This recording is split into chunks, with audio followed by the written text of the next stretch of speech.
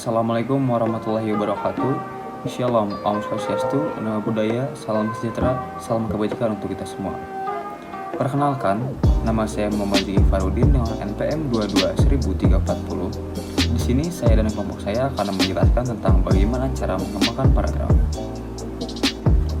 Untuk pembahasannya, kelompok kami memiliki 6 poin penting dalam pertemuan kali ini. Yang pertama adalah paragraf klimaks dan anti klimaks, yang kedua adalah paragraf umum khusus, yang ketiga adalah paragraf khusus umum, yang keempat adalah paragraf sebab akibat, yang kelima adalah definisi luas paragraf, dan yang keenam adalah klasifikasi paragraf. Untuk selanjutnya akan diteruskan oleh rekan saya. Terima kasih. Paragraf klimaks dan anti klimaks. Di sini saya akan membagi pembahasan saya menjadi dua, yaitu di mana ada pengertian dan contoh dari klimaks dan pengertian dan contoh dari anti klimaks. Yang pertama saya akan menjelaskan tentang pola klimaks, yaitu di mana adalah paragraf yang menceritakan detail dari peristiwa tertinggi atau puncak dari seluruh tulisan atau dari seluruh cerita, yaitu di mana penjelasannya adalah segmen pada seluruh tulisan atau cerita yang menggambarkan dan menjelaskan fenomena hingga konflik yang paling puncak. Oke, bagaimana di contohnya, yaitu di mana contoh kalimatnya seperti ini. Setelah cobaan bertubi-tubi menimpa Arifin dalam pencarian istrinya, akhirnya ia mengetahui istrinya berada di camp atau tahanan politik di Pulau Buru.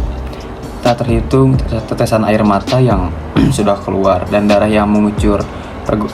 Pengorbanannya pun terbayar sudah. Ia bisa bertemu dengan Nurbaya, istri tercinta. Ia pun segera beralih tanpa alas kaki menuju camp. Dan tahanan itu pun begitu kagetnya ketika Arifin mendapatkan istrinya tergeletak lemas dengan bekas tikaman pisau di dada kirinya. Ia tak merasa kuasa menahan tangis dan menjerit-jerit jadinya. Jadi itu contohnya itu, ini merupakan salah satu contoh konflik yang paling puncak dalam suatu cerita. Dan yang untuk selanjutnya adalah saya akan menjelaskan tentang pengertian anti klimaks. Pengertiannya merupakan anti klimaks itu merupakan alternatif dari ide cerita dengan intens cerita yang akan menuju puncak, tetapi terdapat sesuatu ide baru yang akan menurunkan intens cerita menuju ke arah yang lebih rendah secara perlahan-lahan.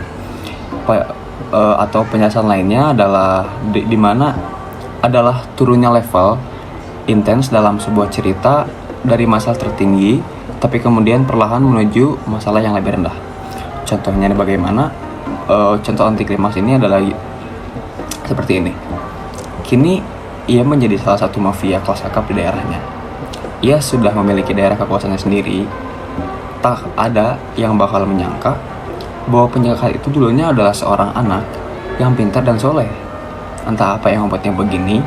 Satu hal yang pasti adalah anak itu telah mengalami tahun-tahun yang buruk sehingga membuatnya menjadi seperti ini dan berubah. Dan ini tuh bagaimana ceritanya bagaimana seorang mafia itu yang dari privilege yang tinggi maupun dari kejahatan, tetapi perlahan menuju masa yang lebih rendah dan menceritakan, atau biasanya kalau terhadap individu itu menceritakan masalah-masalah dia yang lampau dan menuju alur anti klimaks yang lebih rendah. Bismillahirrahmanirrahim. Assalamualaikum warahmatullahi wabarakatuh. Perkenalkan, nama saya Fikri Rahman dengan NIM 221000350. Di sini saya akan menjelaskan tentang paragraf umum khusus. Paragraf umum khusus ini biasa disebut dengan paragraf deduktif, yaitu paragraf yang diawali dengan pernyataan yang sifatnya umum, lalu kemudian dilanjutkan dengan pernyataan-pernyataan yang sifatnya sebagai penjelas atau rincian. Sebagai ciri paragraf umum khusus ini, yang pertama adalah gagasan utamanya atau kalimat utamanya pada sebuah paragraf berada di bagian awal paragraf. Lalu gagasan pendukung atau kalimat penjelas merupakan penjelasan dan uraian dari kalimat utama, dan kalimat utama ini mengandung pernyataan umum. Lalu paragraf ini memiliki pola umum, khusus. Untuk sebagai contoh di sini ada salah satu paragraf umum khusus, yaitu kegiatan belajar di kelas 3A dianggap berhasil melampaui target. Nah, itu umum. Sebagai khususnya, kegiatan ujian sudah sepenuhnya rampung, maka nilai-nilai siswa pun dievaluasi Hasilnya menggembirakan, sebab sebagian besar nilai yang didapatkan siswa di atas standar kelulusan yang ada. Jika dirinci, hanya ada 12 siswa yang mendapatkan nilai tepat 3 garis standar dan tidak ada satupun siswa yang mendapat nilai di bawah standar. Nah, itu semua adalah khusus. Jadi, dari awal kalimat itu kalimat umum. Nah, di kalimat selanjutnya yaitu khusus. Itu sebagai salah satu contoh paragraf umum khusus. Terima kasih. Perkenalkan, nama saya Nadia Sri Rahma, NIM saya 2213668. Di sini saya akan menjelaskan tentang paragraf khusus umum atau paragraf induktif.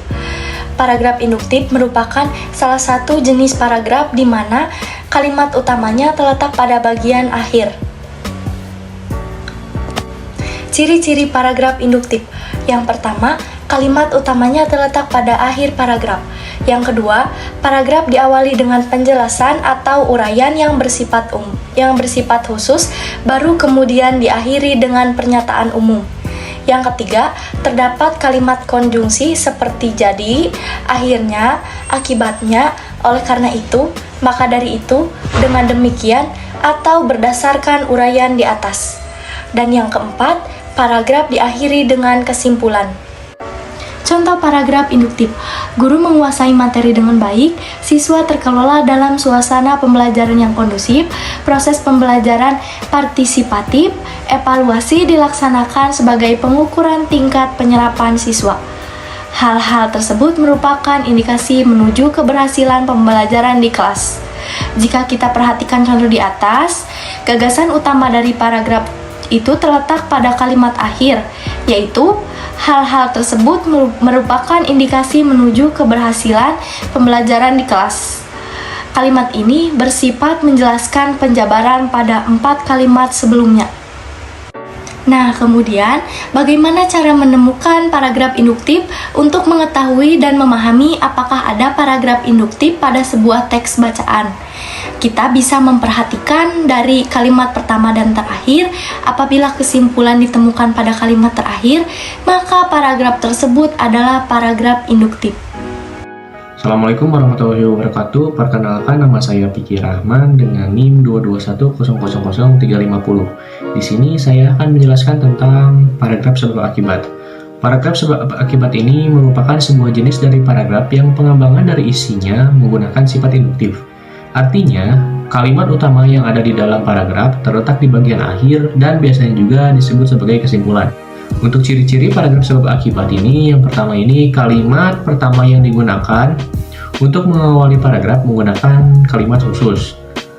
Lalu, paragraf lebih banyak menamparkan mengenai contoh masalah atau peristiwa khusus yang disebut sebab. Kemudian, baru disimpulkan untuk menjadi satu contoh masalah maupun juga peristiwa yang terjadi secara umum dan disebabkan oleh alasan tertentu yang disebut dengan akibat. Lalu, gagasan utama yang dimiliki oleh paragraf sebab akibat ini terletak di bagian akhir atau juga menjadi akibat dari paragraf tersebut. Dan terdapat keterkaitan atau hubungan secara logis yang terjadi antara kalimat sebab serta akibat. Dan yang terakhir, paragraf menggunakan sistem pola induksi, yaitu awal menjadi kalimat penjelas dan akhir menjadi kalimat akibat. Dan di paragraf sebab akibat ini terdapat jenis-jenis paragraf sebab akibat. Yang pertama ini ada sebab akibat, yang kedua ada akibat sebab, dan yang ketiga ini ada sebab akibat 1 dan akibat 2. Kita bahas yang pertama dulu, yaitu sebab akibat.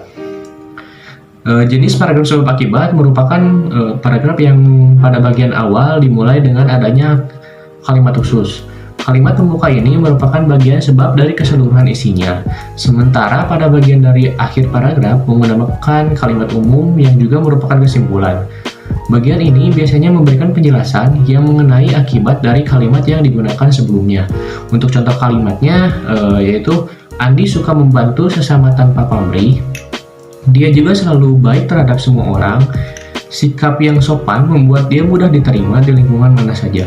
Tidak hanya itu, dia juga memiliki tutur kata yang lembut. Itu untuk contoh jenis paragraf sebab akibat. Lalu kita bahas yang kedua, yaitu akibat sebab. Jenis yang kedua ini yaitu terdapat pada paragraf akibat sebab, dan sesuai namanya merupakan kebalikannya dari paragraf sebab akibat yang sudah kita bahas di atas. Pada jenis paragraf akibat sebab diawali dengan adanya kalimat khusus yang menjelaskan akibat dari kejadian yang sudah disimpulkan. Kemudian diturunkan menjadi kalimat sebab yang menjelaskan mengapa masalah yang dijelaskan tadi bisa timbul. Untuk contoh kalimatnya, hasil panen para tani di desa Cisanda tahun ini tidak memuaskan. Ribuan hektar sawah hanya bisa dipanen setengahnya. Banyak tanaman padi yang mati sebelum dipanen karena serangan hama seperti tikus, belang sangit, dan lain-lain. Itu untuk contoh kalimat akibat sebab. Lalu yang ketiga yaitu sebab akibat 1 dan akibat 2. Untuk jenis yang ketiga ini yaitu terdapat pada paragraf sebab akibat 1 dan akibat 2. Pada jenis paragraf ini juga sama seperti namanya, yaitu memiliki sebanyak 2 kalimat yang menjadi akibat dari sebab yang sebelumnya sudah dijelaskan. Namun perlu untuk dipahami juga bahwa adanya akibat 1 menjadi sebab yang bisa menimbulkan adanya akibat lain atau akibat 2. Untuk contoh kalimatnya, kerusuhan yang terjadi pada beberapa puluh tahun yang lalu membuat uang sangat sulit didapat. Banyak uang yang hilang, terbakar maupun rusak. Oleh karena itu, pemerintah kembali mencetak uang sebanyak-banyaknya untuk mengganti uang-uang yang hilang tersebut. Sekian penjelasan dari saya. Mohon maaf bila ada kesalahan. Wassalamualaikum warahmatullahi wabarakatuh. Terima kasih. Perkenalkan, nama saya Teresia Angrini Simanjuntak dengan NPM 221000360. Di sini saya akan menjelaskan mengenai definisi luas paragraf. Pengertian pola definisi luas ialah upaya untuk menerangkan arti sebuah objek atau hal tertentu yang dilakukan oleh penulis. Penulis menggunakan pola ini untuk menjelaskan objek atau hal seperti definisi dengan contoh, definisi formal, dan keterangan lain untuk membahas keterangan arti objek tersebut. Adapun contoh pola definisi luas yaitu meliputi istilah globalisasi dapat diartikan sebagai ketergantungan dan keterkaitan antar manusia dan antar bangsa di dunia dengan kerjasama investasi, budaya populer, perdagangan, perjalanan, dan jenis interaksi lainnya. Untuk itu ada penyebutan batas-batas di antara negara-negara di dunia. Globalisasi ialah sebuah proses interaksi yang dilakukan oleh antar negara, antar individu maupun antar kelompok sehingga dapat saling mempengaruhi, bergantung dan berkaitan satu sama lain melalui batas negara masing-masing. Globalisasi memiliki banyak hal yang sama karakteristiknya dengan internasionalisasi. Internasionalisasi dan globalisasi sering tertukar pengertiannya. Pengertian paragraf klasifikasi. Paragraf klasifikasi adalah salah satu dari beberapa jenis paragraf yang dimana topik utamanya dikembangkan dengan cara mengelompokkannya dalam beberapa kelompok berdasarkan sifat ataupun ciri. Ciri paragraf klasifikasi. Yang pertama, paragraf klasifikasi biasanya memiliki gaya penulisan informatif karena bermaksud memberikan informasi kepada para pembaca dengan jelas. Yang kedua, paragraf klasifikasi ini akan mengklasifikasikan, membagi, atau mengelompokkan suatu hal pada 2 ataupun lebih kelompok berdasarkan pada acuan tertentu. Yang ketiga, paragraf klasifikasi ini biasanya juga menggunakan beberapa ungkapan yang digolongkan, dibagi, dan juga diklasifikasikan pada hal tertentu. Contoh paragraf klasifikasi. Dalam kehidupan sehari-hari, manusia bekerja dan berusaha dalam rangka memenuhi kebutuhan hidupnya. Dan kebutuhan hidup manusia pada dasarnya dapat diklasifikasikan ke dalam 3 jenis. Di antaranya adalah kebutuhan primer, sekunder, dan tersier. Kebutuhan primer adalah kebutuhan manusia yang sifatnya mendesak. Cakupannya meliputi kebutuhan akan sandang, pakaian, pangan atau makanan, papan, tempat tinggal. Kebutuhan selanjutnya adalah tersier yang bersifat tambahan, meliputi kebutuhan bersekolah, memiliki kendaraan, liburan, bermain, dan lain-lain. Kebutuhan selanjutnya adalah tersier yang bersifat mewah, meliputi rumah besar, kendaraan, emas, perak, dan lain-lain. Contoh paragraf klasifikasi. Dalam kehidupan sehari-hari, manusia bekerja dan berusaha dalam rangka memenuhi kebutuhan hidupnya. Dan kebutuhan hidup manusia pada dasarnya dapat diklasifikasikan ke dalam 3 jenis. Di antaranya adalah kebutuhan primer, sekunder, dan tersier. Kebutuhan primer adalah kebutuhan manusia yang sifatnya mendesak. Cakupannya meliputi kebutuhan akan sandang, pakaian, pangan atau makanan, papan, tempat tinggal. Kebutuhan selanjutnya adalah tersier yang bersifat tambahan, meliputi kebutuhan bersekolah, memiliki kendaraan, liburan, bermain, dan lain-lain. Kebutuhan selanjutnya adalah tersier yang bersifat mewah, meliputi rumah besar, kendaraan, emas, perak, dan lain-lain.